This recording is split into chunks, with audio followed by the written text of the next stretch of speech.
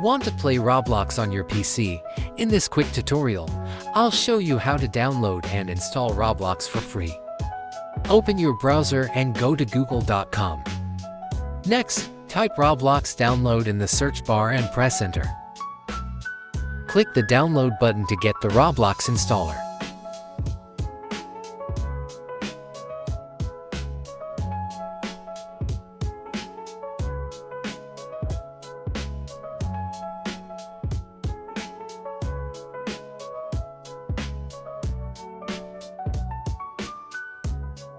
Open the downloaded file and follow the instructions to install Roblox on your PC.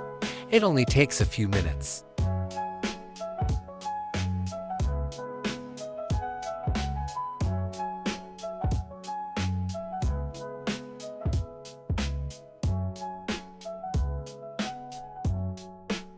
And that's it. Now you can log in and start playing your favorite Roblox games. If this video helped, like and subscribe for more quick tutorials.